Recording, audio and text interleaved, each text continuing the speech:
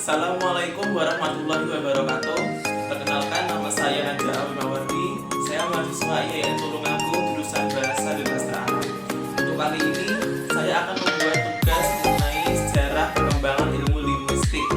Ya, jadi untuk sejarah perkembangan ilmu linguistik itu, yang pertama adanya pakar-pakar ilmu linguistik yang beralih menjadi ilmu psikologi, dan juga adanya pakar-pakar ilmu psikologi yang berkecimpung dalam ilmu linguistik. Nah, dari situlah maka muncullah ilmu-ilmu psikolinguistik sebagai disiplin ilmu mandiri. Nah, untuk lebih jelasnya kalian bisa melihat video yang berikut ini. 1. Psikologi dalam linguistik. Dalam sejarahnya, kajian linguistik ada sejumlah pakar linguistik yang menaruh perhatian besar pada psikologi. Di antara mereka yang diketengahkan adalah Wilhelm von Humboldt, Ferdinand de Saussure, Edward Sapir, Leonard Bloomfield, dan Otto Jespersen. Yang pertama menurut Van Humboldt tahun 1767 sampai 1835. Merupakan seorang pakar linguistik berkebangsaan Jerman. Ia telah mencoba mengkaji hubungan antara bahasa dengan pemikiran manusia. Caranya dengan membandingkan tata bahasa dari bahasa-bahasa yang berlainan dengan tabiat-tabiat bangsa-bangsa penutur bahasa itu. Yang kedua menurut Ferdinand de Saussure tahun 1858 sampai 1913. Beliau merupakan seorang pakar linguistik berkebangsaan Swiss. Telah berusaha menerangkan apa sebenarnya bahasa itu dan bagaimana keadaan bahasa itu di dalam otak atau psikologi. Beliau memperkenalkan 3 istilah tentang bahasa, yaitu langue yang bersifat umum dan abstrak, kemudian ada lang, bahasa tertentu yang bersifat abstrak, dan parole, bahasa sebagai tuturan konkret. Yang ketiga menurut Edward Sapir tahun 1884 sampai 1939. Beliau merupakan seorang pakar linguistik dan antropologi bangsa Amerika. Beliau telah mengikutsertakan psikologi dalam pengkajian bahasa. Menurut Sapir, psikolinguistik dapat memberikan dasar ilmiah yang kuat dalam pengkajian bahasa. Beliau juga mencoba mengkaji hubungan bahasa dengan pemikiran. Dari kajian itu, beliau berkesimpulan bahwa bahasa, terutama strukturnya, merupakan unsur yang menentukan struktur pemikiran manusia.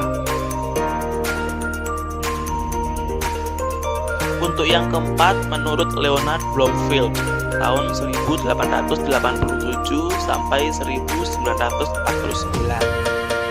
Beliau merupakan seorang pakar linguistik bangsa Amerika. Dalam usahanya menganalisis bahasa telah dipengaruhi oleh 2 aliran psikologi yang saling bertentangan, yaitu mentalisme dan behaviorisme. Pada mulanya, beliau menganalisis bahasa menurut prinsip-prinsip mentalisme yang sejalan dengan teori psikologi Wundt. Di sini, beliau berpendapat bahwa bahasa dimulai dari melahirkan pengalaman yang kuat, terutama sebagai penjelmaan dari adanya tekanan emosi yang sangat kuat. Kemudian, sejak tahun 1925, Bloomfield meninggalkan psikologi mentalisme Wundt, lalu menganut paham psikologi behaviorisme Watson dan Weiss. Beliau menerapkan teori psikologi behaviorisme dalam teori bahasanya, yang kini dikenal sebagai linguistik struktural atau linguistik taksonomi. Kemudian yang terakhir menurut Otto Jespersen. Beliau merupakan seorang pakar linguistik berkebangsaan Denmark. Beliau telah menganalisis bahasa menurut psikologi mentalistik yang juga sedikit berbau behaviorisme.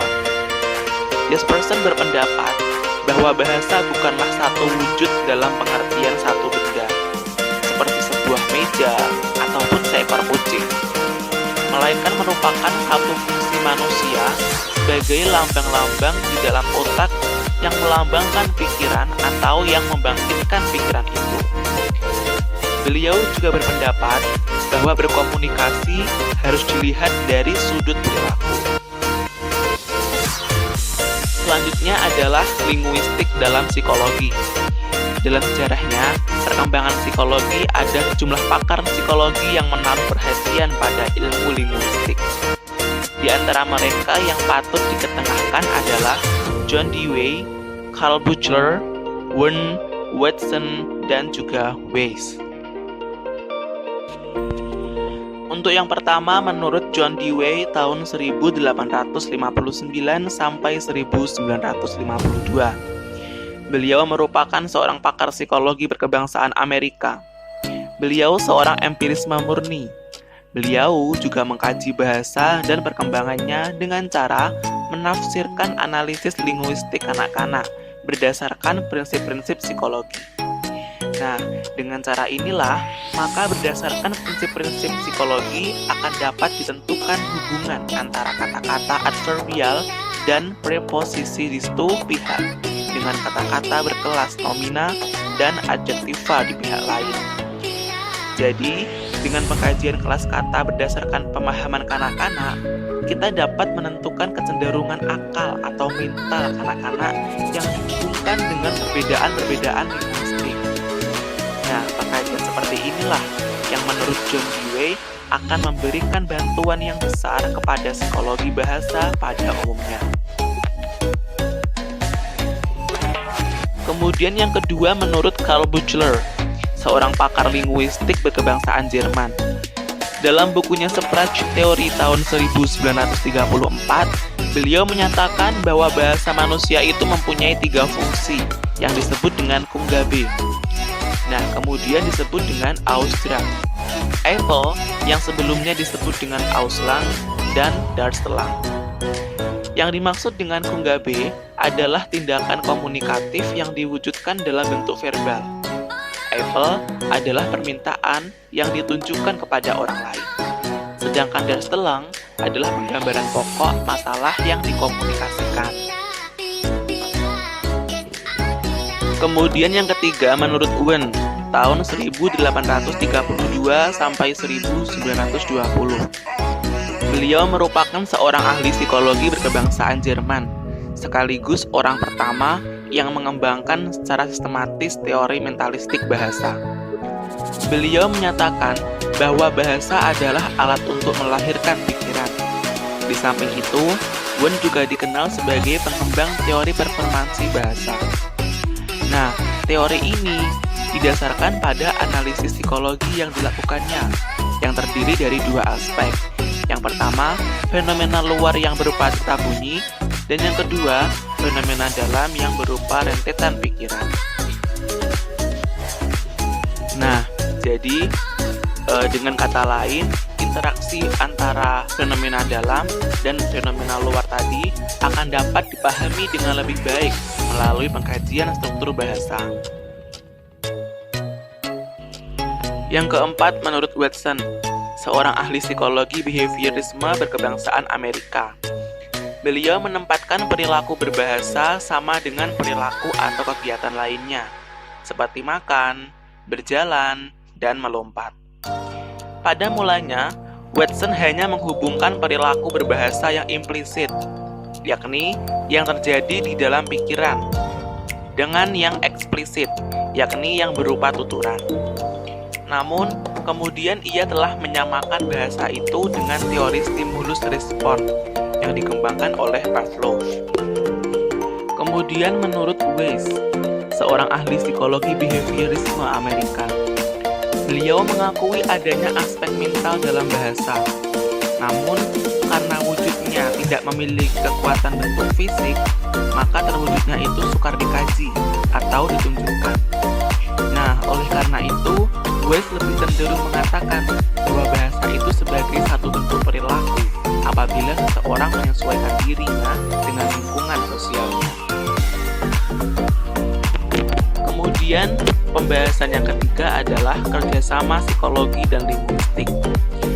Kerjasama ini dimulai sejak tahun 1860 oleh Hyman Steinthal, seorang ahli psikologi yang beralih menjadi ahli linguistik, dan Moria Lazarus, seorang ahli linguistik yang beralih menjadi ahli psikologi.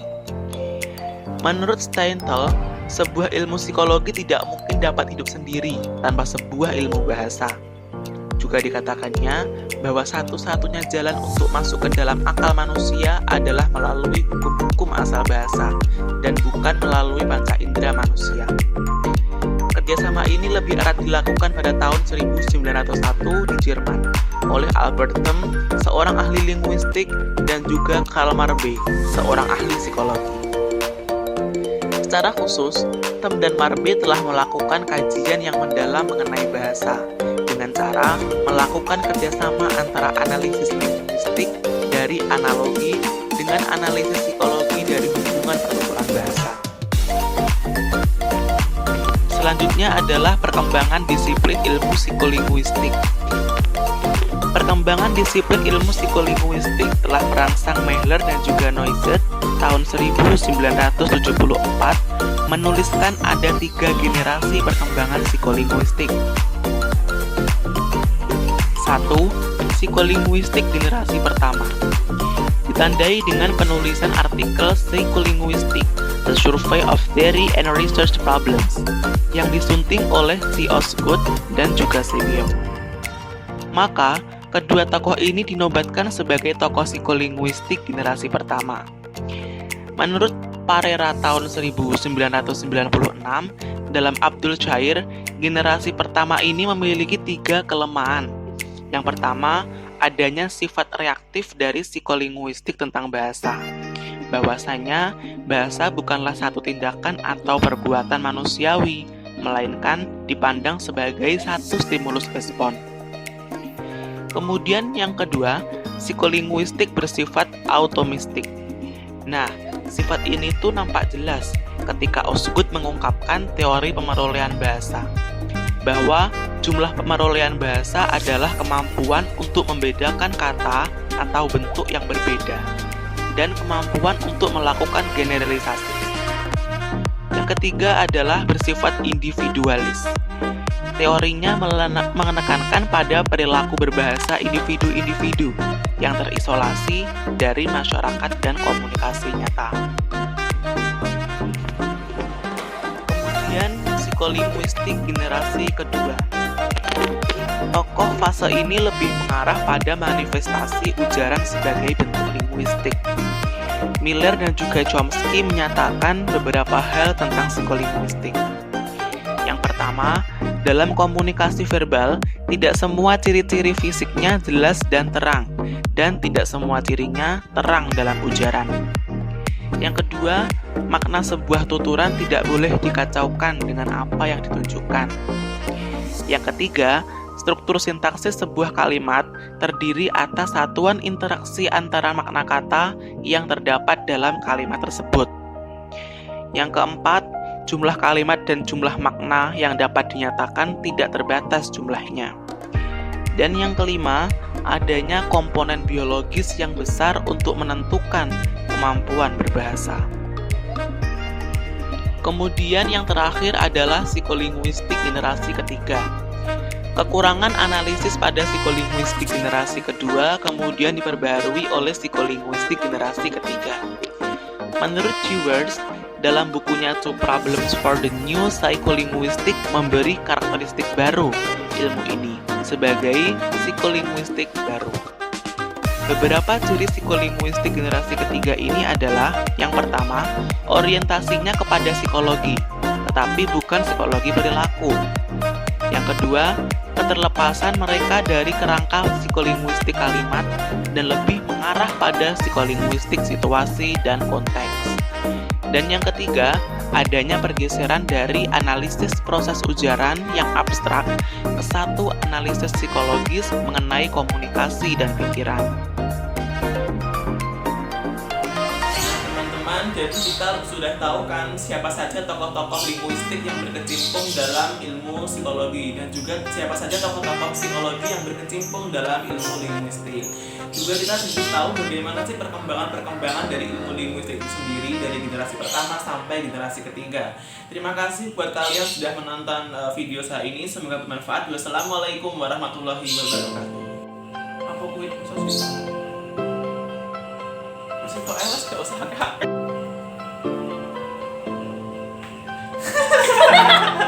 Kita